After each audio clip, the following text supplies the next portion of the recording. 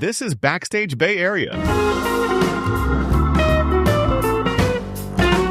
Now, here's your host, Steve Roby. Hi, everyone. It's Steve Roby, and this is Backstage Bay Area, your all-access pass to the local jazz scene.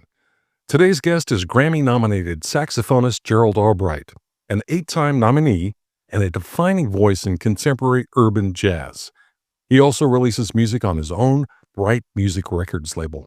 Gerald, welcome to Backstage Bay Area. It's great to have you here. Great to be here, Steve. Thanks for the invite. Well, my pleasure. Well, let's start out with your musical origins and influences.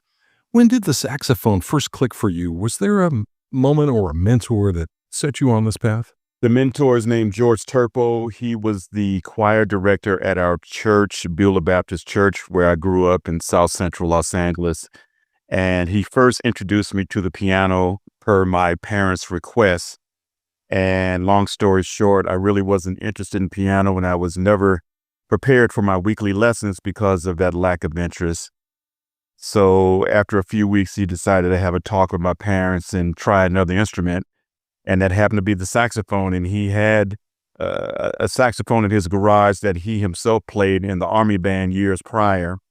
And so unannounced, he decided to bring that to the next lesson. And that's where it all started. And I immediately fell in love with the saxophone. So I owe that to him. All right. Which artists shaped your sound early on, and what do you still hear from them in your playing today? The very first artist was Maceo Parker, and that was due to my older brother having pretty much every James Brown record recorded in the household. And this is what I was listening to, and all of a sudden I would hear James Brown call Maceo, and he would come front and center and play that wonderful alto sax, and it caught my ear. The clarity of it, the percussive nature of it, just the authority of the sound.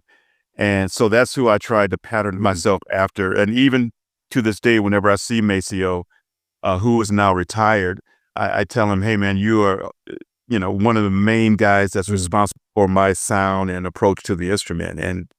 And so he just smiles and says, thank you. Yeah. God, his music was just so infectious when James Brown called him out, like you said. You just like, oh, there's the groove. Absolutely. Yeah. Absolutely. You're known for picking up bass and other woodwind instruments. How has doubling on those instruments changed the way you approach the sax? Well, the next instrument that I learned that wasn't part of the woodwind family was the bass guitar. And now I'm in the rhythm section. Usually I'm playing on top, playing melodies, or I'm playing in the horn section with other big bands or whatever back in the day. But now I get a chance to play in the rhythm section where there's the meat and potatoes of the groove. Mm-hmm. And so having grooved with a lot of great musicians over my 45 years of playing, it's expanded my approach in terms of the way I write songs, the way I produce songs, and just the way I hear. And so it's nice to have inspiration from the saxophone on the melodic side of things. And then just in the groove side, it's nice to have the bass guitar. And I put the two together to try to maximize the best music that I can in the studio. And you sent over some great examples of your music to share with our listeners. The first track we're going to hear is called Living My Best Life. It's your current single from your G-String Full Throttle EP. Right. What sparked this tune, and what do you want listeners to feel when it hits?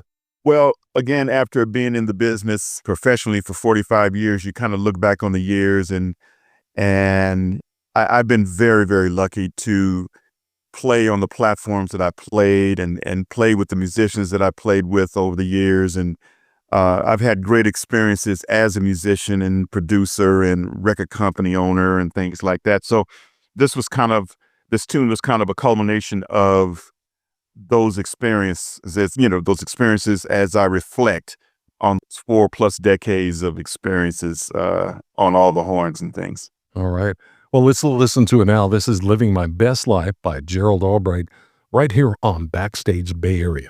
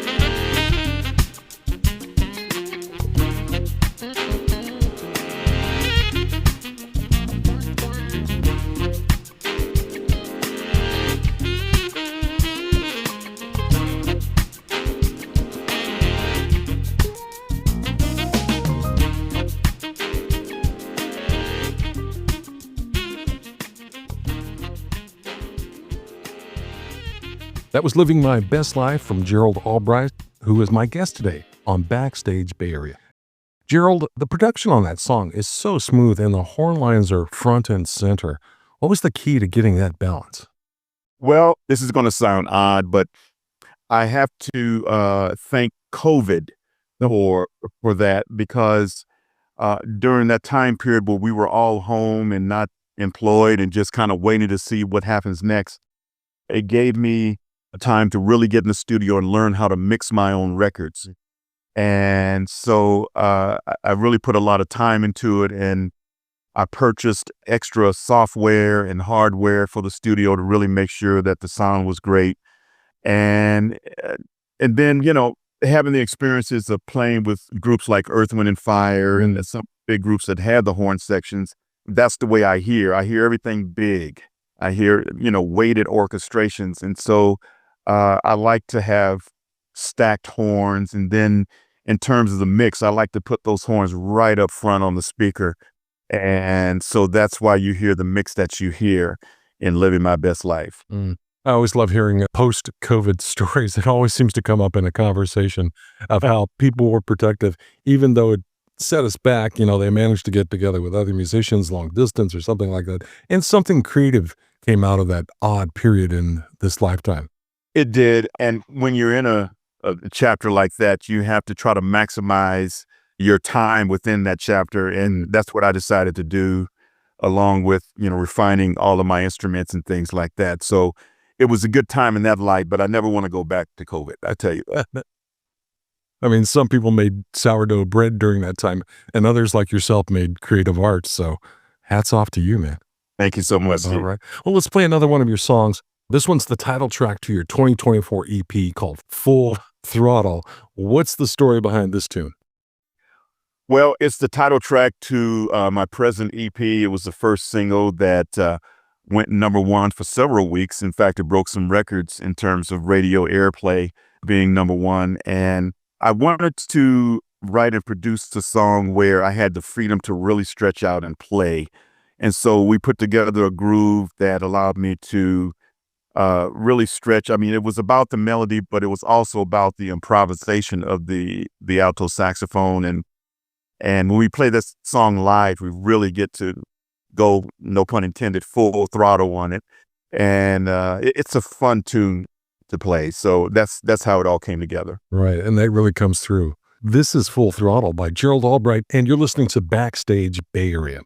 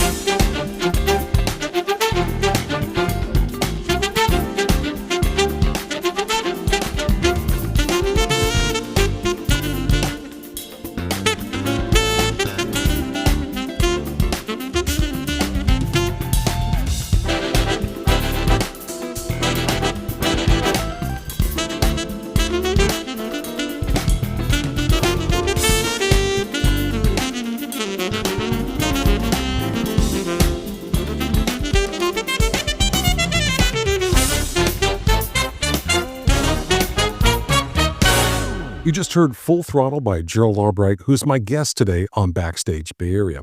Gerald, let's discuss upcoming shows at Yoshi's in Oakland. You're there on November 14th and 15th for 2 shows each night. What kind of set are you planning? More hits, deep cuts, or a mix of both? Mix of both. It gets harder and harder to choose which songs I'm going to play because after 23 projects going on 24 when I released the other one in January of next year, people, of course, have their favorites, and you try to pick, the favorites that both we like to play and the favorites that the audience likes to hear. But it's going to be a medley of fun tunes, love songs. We like to get the audience participating in all the songs. It's not just a sit down and listen to Gerald Albright kind of night. It's a festive type of situation, and we like the audience to really get into it. And it's fortunate that the Yoshi's audience over the years have been very, very energetic and very committed to what we do on stage. So we're really looking forward to coming back on November 14 and 15. It's such a great venue to see music live there. It's just, I don't know, I've never experienced such an intimate club with great sound here in the Bay Area like Yoshi's. It's just a unique setting. It really is. And also the food is great there. The staff is great, and the clientele there is always in an optimum. So we enjoy it. It's a win-win for us. All right. Who's in the band for these dates, and what should Bay Area fans experience from the 2 different shows, the early show and the late show? Right. Well, it's my band that I've had now for at least a couple of years now. My bass player is Anthony Brown Jr., a phenomenal bassist. And then on keyboards, we call him CC, Colin Clausen, who has been with me for quite a while. And then my musical director is James J. Rob Roberson, who is our drummer. And he kind of puts everything together for us to make sure that we're dotting the I's and crossing the T's on music. So it works out really well. All right. Well, let me remind our listeners, Grammy-nominated jazz saxophonist Gerald Albright will perform 2 shows nightly on November 14th and 15th at Yoshi's in Oakland. Showtimes are 7:30 p.m. and 9:30 p.m., and tickets are available right now at yoshis.com. And for more on Gerald's music and tour dates, visit his official website, geraldalbright.com. And Gerald, before I let you go, what's on deck for you over the next year? Are there any new music collaborations or tours we should watch for? Absolutely. As we speak, I'm mixing my current EP, which is going to be released late January. We don't even, it's so in the process that we don't even have a title for it yet. But the music is coming out phenomenal, and we have a few surprises on it. And we just can't wait for its release. And then after the release, we'll be touring on that particular project. And we're already getting some wonderful dates for 2026. So we hope to see everybody across the country and abroad during the course of the year. Absolutely. Have you got a first single picked out on it? Too early to tell. Too early to tell. All right. Anyway, Gerald, thanks so much for the great conversation today. I really enjoyed it. I did too, Steve. Thanks for your support. Appreciate it. Hey, musicians, would you like to be a guest on Backstage Bay Area? Just email the host and let him know when you'll be playing in the Bay Area. The address is backstage.sfbay@gmail.com. Now, let's get back to the show.